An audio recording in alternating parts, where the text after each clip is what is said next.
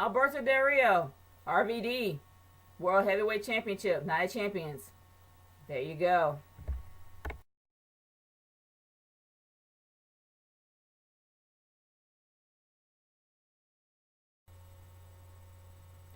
All right, people. When it comes to a corporate takeover, the corporate takeover affects everyone. It doesn't necessarily affect a chosen few.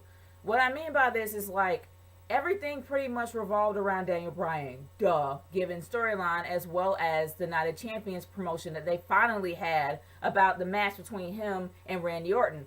Great. You did one thing good. But the thing is, here's one thing that gets me. Here's the kind of the big plot hole in this whole storyline is that okay, the corporate takeover does affect everyone, but then you're doing absolutely butt kiss to the commentary. The commentary is practically doing everything but not slamming Triple H and his decision that he's made. You got a face commentator, Michael Cole. Then you got, I don't know what Jerry Lawler is, but then you got JBL being the heel commentator. Of course, he will not be affected. But honestly, with the things that Michael Cole has been saying, I'm surprised that they have not been out there to talk to him at all. Huge plot hole, in my opinion. From the corporate takeovers that I have seen over the past few decades, it affects everyone, not a chosen few. CM Punk is not even being touched throughout this whole thing.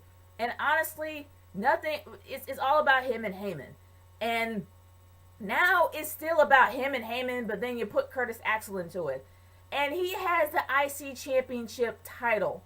So why is he not defending it at Night of Champions?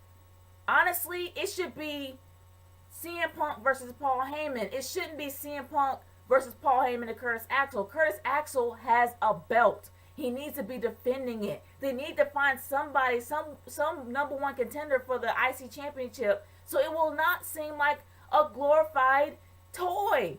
And that's pretty much what it is right now. It has no prestige at all. But I will say this.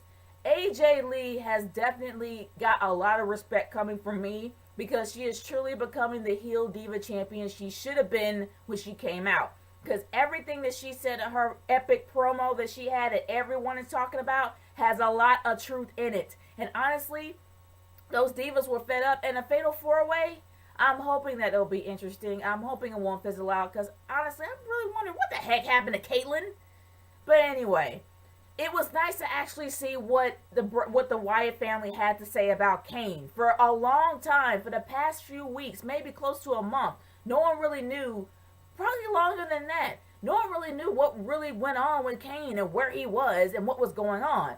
But even though he gave a little bit of an obscure view of what was really happening with Kane, it was still a really great segment for the Wyatt family. I really do think it's really great, and it kind of builds up the heat between them. And I'm really hoping that somehow Kane decides to become a part of the Wyatt family, or maybe, I don't know. I really do really wish that Kane becomes a part of the Wyatt family because he's not doing well on his own. Let's face it. But my biggest thing of the night is just, and I'm going to actually use comparison here. Like WrestleMania 28, when we had the streak match. It was the match, it wasn't as, of course it wasn't as epic as WrestleMania 27, but the way that they actually did put the streak match on the card left you so emotionally drained after it ended to where you didn't really care about the other matches that were hyped up. Just like tonight, when they had the stipulation for Cody Rhodes to go against Randy Orton, and if he loses, then he was going to be fired. That was an emotionally charged match. Probably one of the best matches I have seen on TV.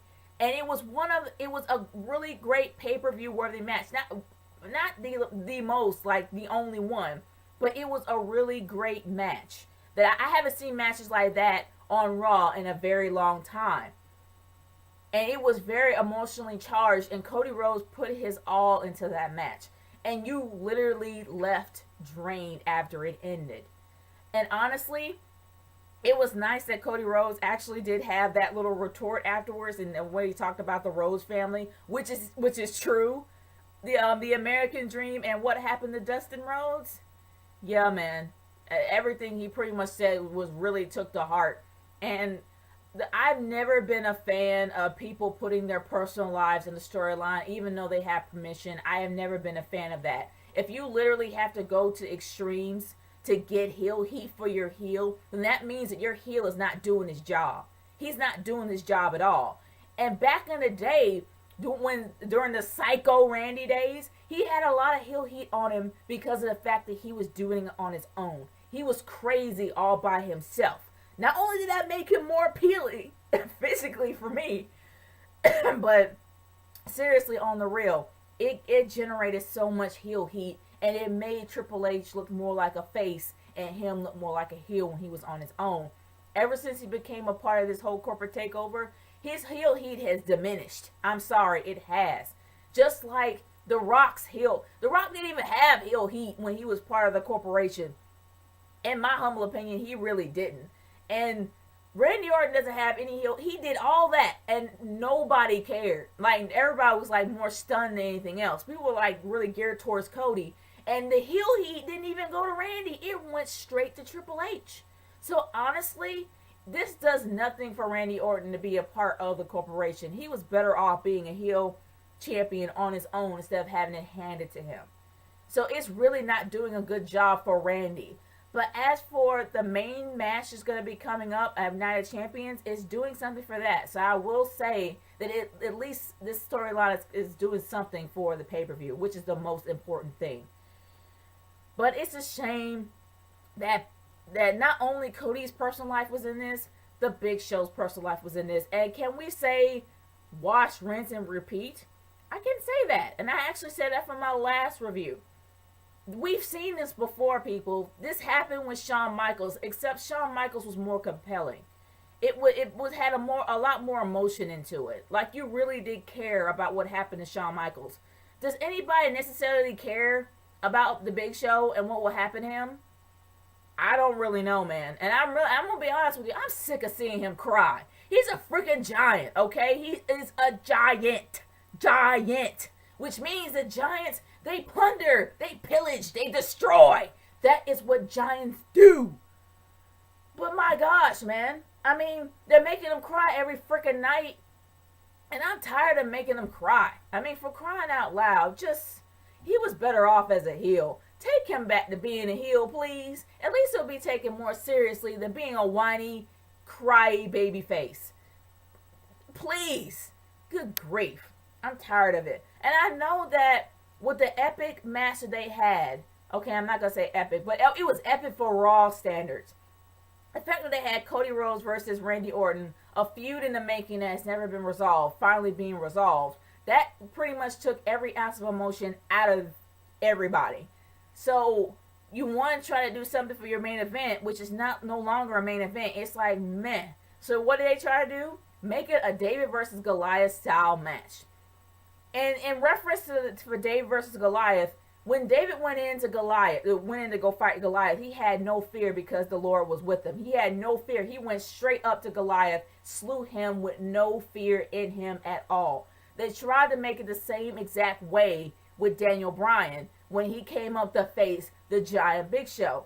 But instead of the Big Show being like Goliath, being very arrogant, very extreme, thinking that no one can beat him, and thinking he can take out this little morsel called David, he was just whining and crying, and I don't want to fight you. And then you have Stephanie McMahon coming out, supposedly being affectionate in the most horrible way you can possibly be, and he ended up leaving altogether. Sure, he has an ironclad contract. I don't know how those things go. I really didn't think that contracts could be broken until maybe the following year, but who knows. But honestly, it really didn't do much for the main event. They actually did not make that match the main event. They should have made it into like the middle of the card for that night and actually put Randy Orton versus Cody Rhodes at the end. In my humble opinion, it should have been at the end. For Raw, it should have been at the end. But then, moving from the main event on down to another match that really got me thinking. It's really great to see the primetime players to finally get the push that they really needed. It's nice to actually see that happen to them. It really is. But it kind of makes you wonder, if it wasn't for the fact that, I hate to really go here, but if it wasn't for the fact that one of the primetime players literally came out in the middle of an airport, then I honestly don't feel that they would have had the push that they needed. I really feel that they would have went on losing matches. I really feel like that they would have just stayed at the same momentum that they had before, at a very stagnant level. If it wasn't for the fact that Darren Young came out, I'm just saying, if it wasn't for the fact that he came out publicly on TV at TMZ, and it really would have made a WWE look like a bunch of hypocrites. So of course they're going to give him a couple of pushes, but for how long? That's the question. For how long? Are they going to have the championship and they're going to be like somebody win the Oscar and then end up not being champions ever again? Just like how people who win the Oscar are never in the main screen again? I don't know. But I'm not going to wish that kind of ill on them. I really hope that they continue and push and continue and have enough momentum to go up and be the tag team champions for a very long time. But we'll see. But honestly, guys, the show was wash, rinse, and repeat for me for some of the matches.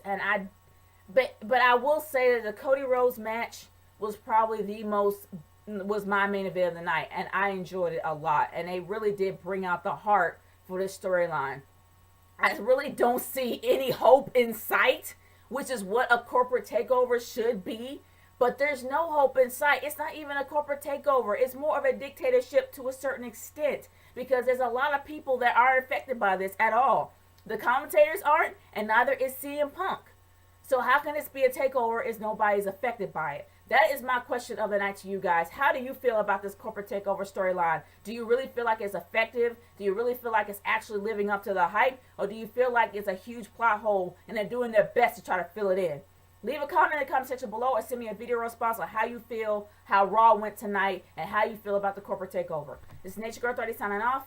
Peace out.